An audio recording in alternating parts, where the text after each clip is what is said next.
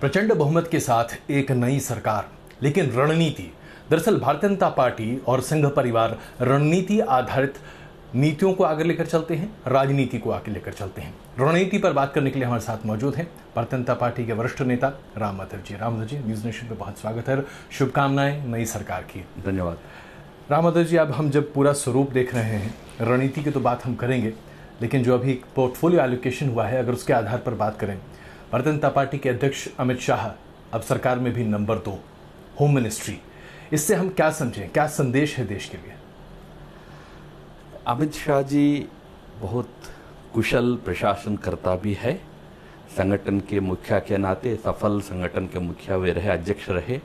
उनके कार्यकाल में पार्टी कुछ नए ऊंचाइयों तक भी पहुंची, पर उनका एडमिनिस्ट्रेटिव स्किल्स भी बहुत बेहतरीन स्किल्स उनके पास है जी। बहुत स्किल्ड एडमिनिस्ट्रेटर वे है। और होम मिनिस्ट्री के अंदर प्रधानमंत्री जी के लिए बहुत मददगार होगा अमित शाह जी का वहाँ रहना। जी। कश्मीर में धारा 370 एक बड़ा मुद्दा है जो कि आपके मैनिफेस्टो में भी रहा।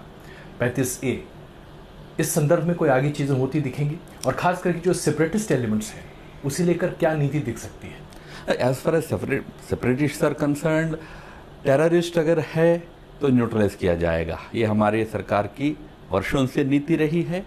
भारत के संविधान के खिलाफ, भारत की संप्रभुता के खिलाफ जो हथियार उठाएगा उनके साथ सख्ती से व्यवहार किया जाएगा।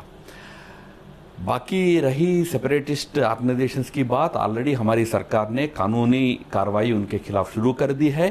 सख्त कानूनी कार्रवाई होगी, कानूनन उनके साथ डील किया जाएगा। देखिए, आर्टिकल 35 या धारा 370 का जहां तक प्रश्न है, इस पर हमारे पार्टी का स्टैंड तो सबको मालूम है। हम स्पष्ट चाहते हैं कि यह हटे, और आर्टिकल 35A वाला विषय इस समय सुप्रीम कोर्ट के सामने है। सुप्रीम कोर्ट क्या रुख लेगी वो हम देखेंगे। हमको पूरा भरोसा है कि सुप्रीम कोर्ट इसकी जो इलेजिटिमेसी है उसको जरूर हाईलाइट करेगी, उसके बाद उसके ऊपर उचित कार्रवाई होगी। आर्टिकल 370 तो जाना चाहिए। भारत के अंदर एक इमोशनल इंटीग्रेशन के लिए, कश्मीरियों के इमोशनल इंटीग्रेशन के लिए 370 बहुत बड़ी बाधा है, ये जाना चाहिए। मैं तो मानता हूं कि जरूर उसकी जो भी प्रक्रिया होगी उसके माध्यम से इस सरकार के कार्यकाल में हम उस कदम में भी आगे बढ़ पाएंगे। लेकिन धारा 370 के साथ जुड़े हुए कश्मीर के लोगों की जो संवेदनाएं हैं, जो बार बार सामने रखी जाती है, क्या ये कश्मीरियत के खिलाफ नहीं होगा? एक, और दूसरा, आप जानते हैं कि अंतर्राष्ट्रीय मंच पर पाकिस्तान इसे लेकर बहुत हाय तौबा मचाएगा, बहुत रोएगा पाकिस्तान। जम्मू कश्मीर का कोई भी मुद्दा हमारे देश की आंतरिक मुद्दा होगी। पाकिस्तान क्या रोएगा इसके आधार पर उस पर हम निर्णय नहीं करेंगे। पर जहां तक जम्मू कश्मीर के जनता का या कश्मीर घाटी के जनता का प्रश्न है, मैं वहां काम करता हूं। मैं जानता हूं कि जनता को गुमराह वहां के नेता करते हैं। जब वो नेताओं को भी हम ठीक संदेश देने की स्थिति में होंगे, जनता को ठीक संदेश देने की स्थिति में होंगे, तो इस चीज को अमल करने में मुझे नहीं लगता कि बहुत बड़ी कठिनाई होगी। कठिनाई अगर होगी भी तो उसको सामना करके ही तो करना पड़ेगा। कश्मीर के संबंध में 2 सवाल हैं, इसलिए एक सवाल और आपसे पूछूं। PDP के साथ गठजोड़ हुआ जिसमें आपकी एक सक्रिय भूमिका थी, उसके बाद आप लोगों ने समझा कि नहीं, ये ठीक नहीं है। महबूबा मुफ्ती अब अपना चुनाव हार चुकी हैं। PDP सरीके पार्टियों का घाटी में अब क्या अस्तित्व रह जाएगा, और क्या भारतीय जनता पार्टी घाटी में भी अपनी पकड़ बना पाएगी, क्योंकि आप उसके लिए लगातार काम कर रहे हैं? हमारा जब अलायंस हुआ था वो मुफ्ती मोहम्मद सईद साहब के नेतृत्व वाली PDP के साथ हुआ था। उस समय कुछ हमारे सामने कुछ आशा के बिंदु थे, पर अलायंस के 1 साल बाद ही मुफ्ती साहब का निधन होना, फिर कुछ अंतराल के बाद महबूबा मुफ्ती का सरकार में आना, ये हुआ। महबूबा मुफ्ती मोहम्मद सईद नहीं है। उनके विचार, उनका अप्रोच पूरा भिन्न रहा है, इसलिए हमको सरकार ज़्यादा लंबा चलाना संभव नहीं हो पाया। अब PDP का भविष्य क्या होगा, स्वयं PDP के अंदर भी घमासान मचा हुआ है, वो लोग भी तय करेंगे, और राज्य की जनता तो जरूर तय करेगी। मुझे लगता है कि PDP अपनी यूटिलिटी को आउटलुक कर चुकी है। जैसे ही महबूबा मुफ्ती उसको एकदम सेपरेटिस्टों के हिफायती करने वाला, समर्थन करने वाला पार्टी बना दिया है, तभी उसकी उपयोगिता खत्म हो गई है। तो क्या हम ये माने कि नवंबर के आसपास अगर विधानसभा के चुनाव होते हैं जम्मू कश्मीर में, तो भारतीय जनता पार्टी की अगुवाई की सरकार जम्मू कश्मीर में हम देखेंगे। क्या आप इसको लेकर आश्वस्त हैं? चुनाव जब भी हो, इलेक्शन कमीशन और केंद्र सरकार जब भी मिलकर तय करे, तो हम जरूर पार्टी को एक लीड पार्टी के रूप में खड़ा करने का प्रयास हम जरूर करेंगे। हमें पूरा विश्वास है इस बार चुनाव जब होंगे तो बीजेपी सबसे अधिक सीट लेकर आने वाली दल के रूप में जम्मू कश्मीर में उभरेगी। अगर बंगाल की हाल की गतिविधियों पर मैं आपको थोड़ा सा ध्यान आकर्षित करूं, बीती रात या बीती शाम बंगाल के मुख्यमंत्री ममता बनर्जी जब अपने कार से निकल रही थी, जय श्री राम का नारा लगा और वो बाहर निकलकर अपनी प्रतिक्रिया सामने दे रही थी। क्या जय श्री राम का नारा देश में लेना अपने आप में अपराध है? देश में नहीं है, केवल बंगाल में ममता जी के राज्य में आज ममता जी की सरकार और ममता जी के कुछ पुलिस इसको अपराध मान रहे हैं। पूरे देश में पार्टी कुछ भी हो, वर्ग कुछ भी हो, जाति कुछ भी हो, लोग सब एक दूसरे को जय श्री राम के नारे से अपने आप को ग्रीट करते हैं, एक सामान्य बात है। पर आज ममता बनर्जी वहां बीजेपी की बढ़ते हुए प्रभाव को देखकर तो बहुत चिंतित है, बहुत दुखी है, बहुत नाराज है। उनको समझ में नहीं आ रहा है कि क्या करना नहीं करना।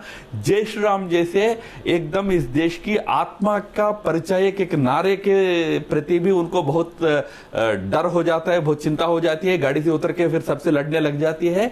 एक उनके एक इनसिक्योरिटी का भी एक परिचय है। बंगाल की जनता अपना राय दे चुकी है।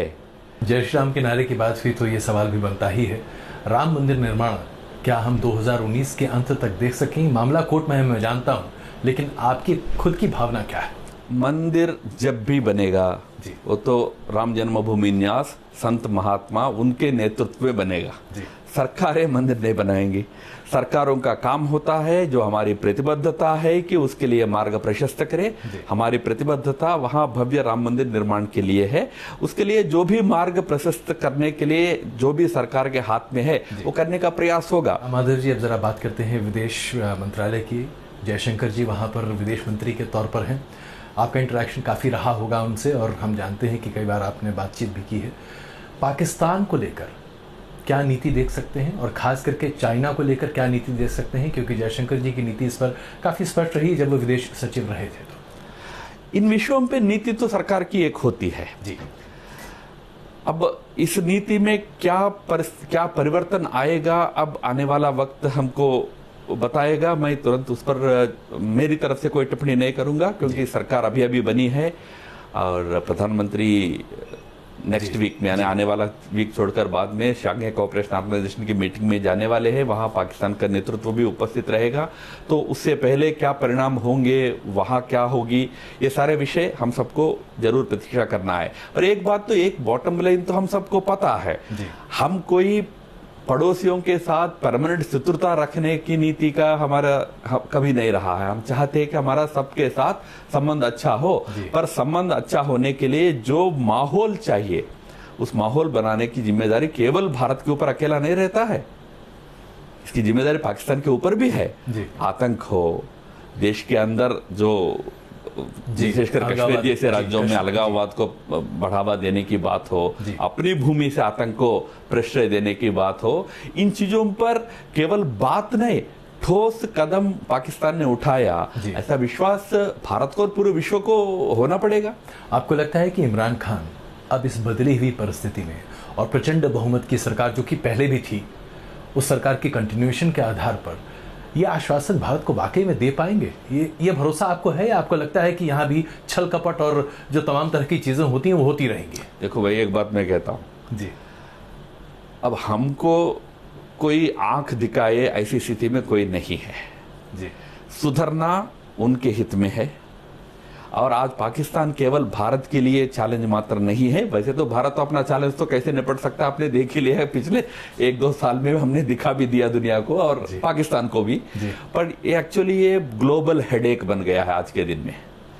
जो जिस प्रकार का दुनिया में कहीं भी आतंकवादी घटना होती है तो उसका तार जुड़ता है पाकिस्तान से जी। अब जरा चीन संबंधित बात कर ले। हम सब ने देखा कि डोकलाम एक चुनौती के तौर पर हमारे सामने आया और बहुत खूबी के साथ प्रधानमंत्री नरेंद्र मोदी की अगुवाई में उस पूरी चुनौती का सामना हमने किया। आने वाले दिनों में इस तरह की चुनौतियां हिंदुस्तान के सामने न हो, इसके लिए भारत क्या कदम उठा सकता है? डोकलाम में एक अपवाद था, पर आप पिछले 5 साल का कार्यकाल देखेंगे, हमारे संबंध चीन के साथ भी काफी सुधरे हैं। हम दोनों देश आज एक दूसरे के साथ अच्छे मिलकर काम कर रहे हैं। मैं एक बात जो देश के ध्यान में ज्यादा नहीं है वो मैं आपको कह दूं कि हम बहुत ज्यादा चीन भारत के बीच के ट्रेड डेफिसिट की बात करते हैं। पिछले साल 1 ईयर बैक ट्रेड डेफिसिट हम दोनों देशों के बीच में $63 बिलियन का था, और एक साल के अंदर वो घटकर आज $53 बिलियन पर खड़ा है। एक आखिरी सवाल, मोदी 2.0, क्या फर्क आप देखेंगे मोदी की पहली सरकार में और मोदी 2.0 में? मैंने जिस दिन वोट डाला था जी, मैं उस दिन एक बात कही थी, मेरा वोट कंटिन्यूटी ऑफ चेंज के लिए है। Continuity of change, continuity for change नहीं है जी, कंटिन्यूटी ऑफ चेंज, यानी जो परिवर्तन लाने के लिए मोदी जी ने मुहिम शुरू की थी 5 साल में, उसकी कंटिन्यूटी चाहिए। चेंज होते रहना चाहिए। अब इस बार आपने कैबिनेट में देखा है कुछ चेंज है, कुछ नहीं बहुत चेंज है। हाँ। ये चेंज भी एक कंटिन्यूटी भी इसमें है जी।